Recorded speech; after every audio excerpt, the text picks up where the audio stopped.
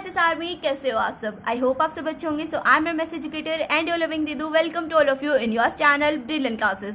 सो guys, आज हम start करने वाले हैं क्लास 12 मैथ्स की चैप्टर नंबर 11 3 डायमेंशनल ज्योमेट्री को। So I am really excited for this chapter and I hope आप सब भी जो है बहुत ज्यादा एक्साइटेड होंगे। सो चैप्टर को स्टार्ट करने से पहले मैं आपको एक बात बता देना चाहती हूँ कि ये जो चैप्टर है ये पूरा बेस्ड है चैप्टर नंबर 10 के ऊपर। सो अगर आपने चैप्टर नंबर 10 नहीं पढ़ा है और आप डायरेक्ट इस चैप्टर के ऊपर आए हो तो मैं आपसे बोलूंगी कि आप प्लीज जाके जो है चैप्टर नंबर 10 को पढ़ लो एक बार। और अगर आपको मेरी वीडियो अच्छी लगती है तो आप मेरी वीडियो से पढ़ सकते हो। अगर आपको किसी और चैनल की वीडियो बेटर लगती है तो आप वहां से पढ़ लो, लेकिन मैं आपको बोलूंगी कि पहले आप चैप्टर नंबर 10 को पढ़ लो। और अगर आप मेरी वीडियो से पढ़ना चाहते हो तो आप मेरे चैनल के ऊपर जाके मेरी जो प्लेलिस्ट है उसके अंदर चेकआउट कर सकते हो। वहां पर मैंने क्लास 12 मैथ्स के चैप्टर नंबर 10 वेक्टर अलजेब्रा के नाम से एक प्लेलिस्ट बनाई हुई है। उसके अंदर मैंने 7 to 8 वीडियोस डाली हुई हैं चैप्टर नंबर 10 की, तो आप वहां से जाके जो है डायरेक्ट देख सकते हो। और मैं आपको कहूंगी कि आप चाहे जो है इंट्रोडक्शन वाली वीडियो देख लेना, अगर आपके पास ज्यादा टाइम नहीं हो तो आप इंट्रोडक्शन वाली वीडियो देख लो और जो बाकी के क्वेश्चन है वो बाद में सॉल्व कर लेना, ठीक है। लेकिन इंट्रोडक्शन वाली वीडियो देख लो ताकि आपको अच्छे से जो है एक ओवरव्यू मिल जाए चैप्टर का कि चैप्टर के अंदर है क्या, ठीक है। सो इतना सा मैं बोलने वाली थी आपको। अब हम जो है स्टार्टिंग करते हैं तो पहले हम इसका इंट्रोडक्शन पढ़ेंगे।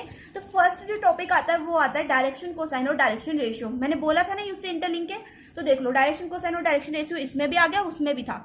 तो डायरेक्शन कोसाइन और डायरेक्शन रेशियो के बारे में पढ़ लेते। तो मैंने यहाँ पे एक 3D प्लेन बनाया हुआ है। 3D प्लेन मतलब एक्स वाई जेड एक्सिस, और क्या हो गया 3D प्लेन का मतलब और कुछ थोड़ी ना होता है। अब देखो मैंने यहाँ पे क्या किया, वाई एक्स और जेड एक्सिस बना ली। एक मैंने पोजीशन वेक्टर ले लिया जिसको मैंने मान लिया कि वो क्या है पी है, और इसको मैंने पीछे भी इसकी वो निकाल दी, मतलब क्या ये पीछे की साइड पे 3D प्लेन है ना, तो मैं इसके ऊपर नहीं बना सकती, ये तो 2D है ना, तो इसके ऊपर 3D के बाद मान लो कि ये क्या है, पीछे की साइड पे क्या है पोजीशन वेक्टर है, ठीक है। तो मैंने आपको क्या बताया था कि जो हमारा पोजीशन वेक्टर है जब ये एक्स एक्सिस के साथ एंगल बनाता है उसको हम बोलते हैं अल्फा, जब ये वाई एक्सिस के साथ एंगल बनाता है उसको हम बोलते हैं बीटा, और जब ये जेड एक्सिस के साथ एंगल बनाता है उसको हम बोलते हैं गामा, ठीक है। मतलब अल्फा, बीटा और गामा ये क्या है, डायरेक्शन एंगल है, डायरेक्शन एंगल है, ठीक है। अब तुम बोलोगे दीदू आप तुम्हें डायरेक्शन कोसाइन पढ़ाने वाले थे, डायरेक्शन एंगल कहाँ से आ गए। तो यार थोड़ा सा सब्र रखो, सब्र करो थोड़ा सा। अब मुझे निकालना है डायरेक्शन कोसाइन, तो मैं क्या करूंगी, इन एंगल्स को डिवाइड कर मल्टीप्लाई कर देंगे कोस से, ठीक है। तो कोस से मल्टीप्लाई करेंगे तो बन जाएगा कोस अल्फा, कोस बीटा, और ये बन गया भाई कोस गामा, है ना। ये कोस में आ गए। अब इनको हम क्या बोल देंगे, इनको हम बोल देंगे कि ये क्या है, डायरेक्शन कोसाइन है। बस इतनी सी बात थी, इनको ही बोलते हैं डायरेक्शन कोसाइन, और कुछ भी नहीं है। ये जो एंगल्स है ना इन्हीं को बोलते हैं डायरेक्शन कोसाइन। अब देखो मैं तुम्हें एक चीज बताती हूँ जो कि तुम्हें याद रखनी है कि कोस अल्फा को हम बोलते हैं एल, ठीक है। कोस अल्फा एल होता है, कोस बीटा हमारा एम होता है, और जो कोस गामा होता है वो होता है एन, ठीक है। इनको एलएमएन भी बोलते हैं शॉर्ट फॉर्म में।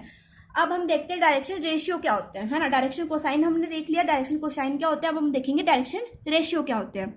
तो डायरेक्शन रेशियो हम उन्हें बोलते हैं जो क्या होते हैं, प्रोपोर्शनल होते हैं डायरेक्शन कोसाइन के। मैंने क्या बोला कि हम डायरेक्शन रेशियो उन नंबर्स को बोलेंगे जो क्या हो, प्रोपोर्शनल हो डायरेक्शन कोसाइन के। जैसे एबीसी हमने लिया, तो अगर एबीसी जो है हमारा प्रोपोर्शनल है, अगर प्रोपोर्शनल है डायरेक्शन कोसाइन के, तो उसको हम बोल देंगे डायरेक्शन रेशियो, ठीक है। अब जो है इसका भी देख लेते हैं। तो सच देट मैं यहाँ पे लिख रही हूँ, such that A upon L is equals to B upon M is equals to C upon N. ABC मैंने लिया कि वो क्या थे, डायरेक्शन रेशियो थे। अगर ये प्रोपोर्शनल हो गए कोसाइंस के, डायरेक्शन कोसाइंस के, तो उसको हम बोल देंगे डायरेक्शन रेशियो, ठीक है। मैंने एबीसी लेट किए, ये क्या निकले, प्रोपोर्शनल निकले भाई एलएमएन के। एलएमएन क्या आते हैं हमारे, डायरेक्शन कोसाइंस थे, तो इसको हमने बोले कि ये क्या है, डायरेक्शन रेशियो है। तो यहाँ पर ये जो हमारा डायरेक्शन कोसाइन और डायरेक्शन रेशियो है इसका टॉपिक खत्म होता है। अब हम थोड़े से रिमार्क पढ़ लेते हैं, और कुछ भी नहीं करना इस एक्सरसाइज के लिए, ठीक है। तो थोड़े से हम रिमार्क देख लेते हैं। तो रिमार्क्स में हम लिखेंगे, फर्स्ट रिमार्क हमारा आता है, या रुक जाओ मेरे बोलने की आवाज ना स्पीड जो है ना ज्यादा है लिखने की से, ठीक है। तो फर्स्ट हमारा रिमार्क है एल स्क्वायर प्लस में एन एम स्क्वायर प्लस में एन स्क्वायर। इसको हम क्या लिख सकते हैं, इसको हम लिख सकते हैं 1 के इक्वल। अब मैं यहाँ पे प्रूफ नहीं बता रही हूँ क्योंकि आपके प्रूफ आते भी नहीं है, ठीक है। कोई नहीं आपको पूछेगा कि इसको प्रूफ करके बताओ, बस आपको ये जो है याद रखना है ये रिमार्क, क्योंकि ये क्वेश्चंस के अंदर आता है, ठीक है। तो मैं आपका ज्यादा टाइम वेस्ट नहीं करूंगी, ज्यादा वीडियो को लेंथ ही नहीं करूंगी, डायरेक्ट आपको बता रही हूँ, ठीक है। अब हमारे पास अगर मैं मान लूँ कि मेरे पास एक ए वेक्टर है। अब तुमने अगर वेक्टर अलजेब्रा पढ़ा होगा तो तुम्हें पता होगा ए वेक्टर को हम कैसे लिखेंगे। ए वेक्टर को हम लिखेंगे A1 I कैप। आई जे और के क्या होते हैं, वेक्टर्स के कंपोनेंट होते हैं, ये हमेशा जो है साथ में आते हैं। फिर लिखेंगे A2 J कैप प्लस में A3 K कैप, ठीक है। ये मैंने लिख दिया कि ये क्या है, ए वेक्टर है।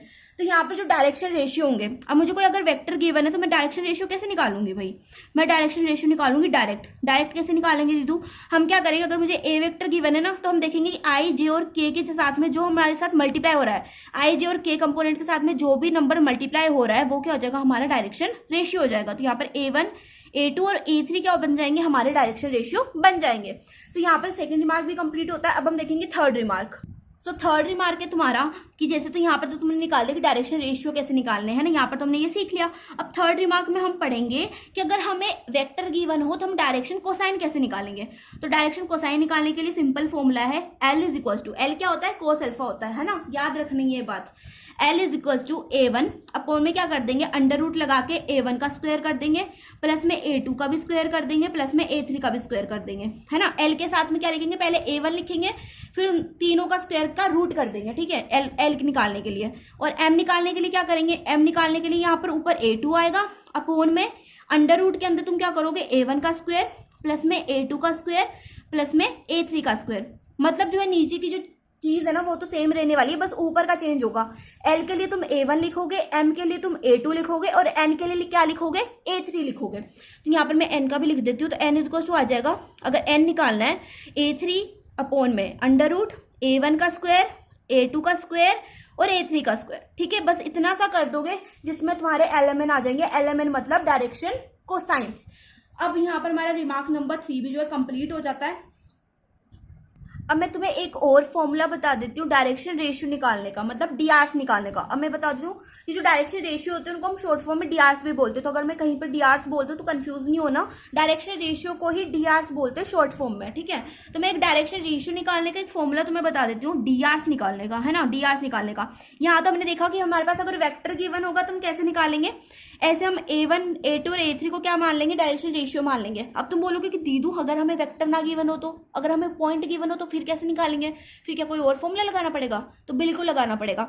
उस टाइम पे हम क्या करेंगे, हम फॉर्मूला लगाएंगे x2 माइनस x1, दूसरा y2 माइनस y1 और तीसरा z2 माइनस z1, ठीक है। ये एक ही है मतलब निकालने के लिए। जैसे मेरे को अगर कोई पॉइंट गिवन है, कोई 2 पॉइंट गिवन है, एक मुझे गिवन है 2 3 4, दूसरा मुझे गिवन है 5 2 7, ठीक है। ये मुझे एक A पॉइंट गिवन है, एक B पॉइंट गिवन है। अब तुम बोलोगे दीदी मेरे को ना इसके डीआरस निकाल के बता दो, इसके डीआरस कैसे निकालने हैं, फटाफट से बता दो। तो मैं यहाँ पे एग्जांपल ले रही हूँ, ये चीज तुम्हें याद रखनी है, ठीक है। छोटी सी चीज है यार, x2 minus x1, y2 minus y1, z2 minus z1, ये छोटी सी चीज है, ये तुम्हें याद रखनी है और तुम्हारे डीआरस निकालने आसान हो जाएंगे पॉइंट्स के लिए, ठीक है।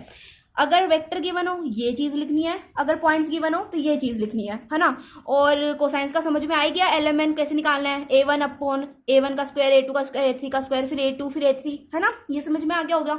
अब इसको सॉल्व करके देखते हैं कि एग्जाम्पल देखते हैं। तो मैंने इसको, ये मेरा है x1, ये y1 और ये z1, ठीक है।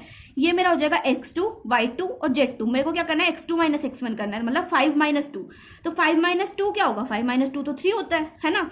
अब y2 माइनस y1, ये y2 है ना, तो y2 माइनस y1 2 माइनस 3। अब तुम सोचोगे दीदी 2 माइनस 3 करेंगे तो नेगेटिव आएगा, तो कोई टेंशन नहीं है, नेगेटिव आए पॉजिटिव आए कुछ भी आए, तुम्हें बस आंसर लिखना है, आंसर लिखने से मतलब है। तो 2 माइनस 3 करोगे तुम्हारे पास आ जाएगा माइनस का 1, ठीक है। अब 7 माइनस 4 करोगे, z2 माइनस z1 करना है ना, तो 7 माइनस 4 करोगे तब क्या आएगा, 7 माइनस 4 तो 3 होता है। तो ये आ गए भाई हमारे डीआरस। कुछ करना पड़ा, बिल्कुल भी नहीं करना पड़ा, बस हमें क्या लगाया, हमने एक छोटा सा फॉर्मूला लगाया जो कि हमें याद हो गया चुटकियों में, जैसे दिया आपने लिखाया हमें तो याद हो गया। तो यहाँ पर जो है तुम्हारे एक्सरसाइज 11.1 के अंदर जितना भी कॉन्सेप्ट यूज होने वाला है वो मैंने बता दिया है 9 मिनट्स के अंदर अंदर, ठीक है। तो यहाँ पर हमारे 11.1 का जो कॉन्सेप्ट था वो हमने पढ़ लिया है। तो अब जो है नेक्स्ट वीडियो के अंदर मैं तुम्हें पूरी 11.1 जो है कंप्लीट करा दूंगी। सो इस वीडियो को यहीं पर एंड करते हैं ताकि तुम ज्यादा बोर मत हो। और अगर किसी ने 10th चैप्टर की वीडियो नहीं देखी है तो उसको भी देख लेना। और यहाँ पर हम इस वीडियो को एंड करते हैं, मिलते हैं नेक्स्ट वीडियो में, तब तक के लिए बाय बाय, टेक केयर।